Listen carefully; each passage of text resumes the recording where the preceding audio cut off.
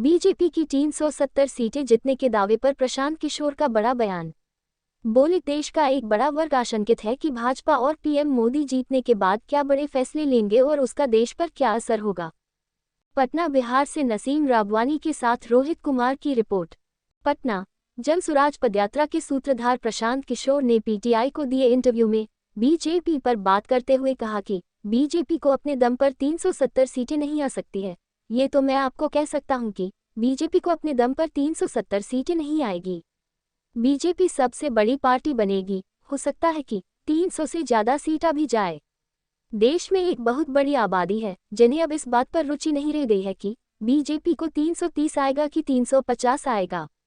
BJP के अपने कार्यकर्ता हैं जिन्हें मोटिवेट करने के लिए बीजेपी अपनी ताकत लगाई हुई है।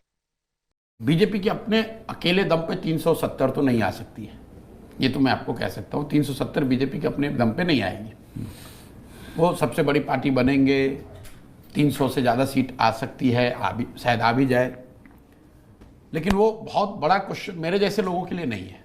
और मुझे ऐसा लगता है कि देश में एक बहुत बड़ा ऑडियंस है जिसको इसमें अब रुचि नहीं रह गई है कि बीजेपी को 330 आएगा कि 350 आएगा कि 310 आएगा। जो बीजेपी का कार्यकर्ता वर्कर है, of course they want to reach that level, then celebrate it, do some thumb chesting if needed.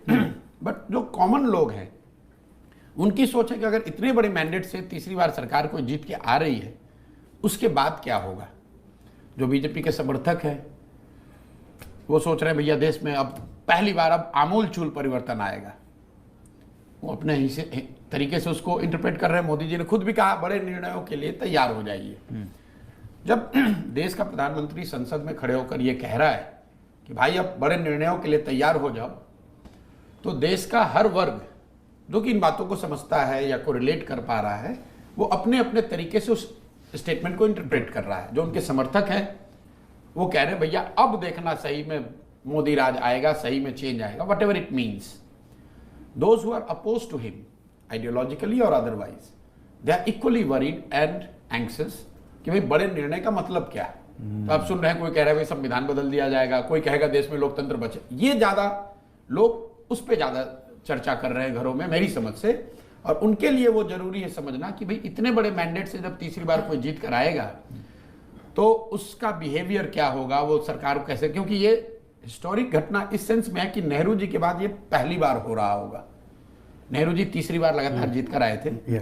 उसके बाद से कोई भी पॉलिटिशियन, कोई भी नेता 3 बार लगातार इंक्रीमेंटल वोट से जीत कर नहीं आया। इंक्रीमेंटल क्या, 3 बार लगातार कोई जीता ही नहीं है।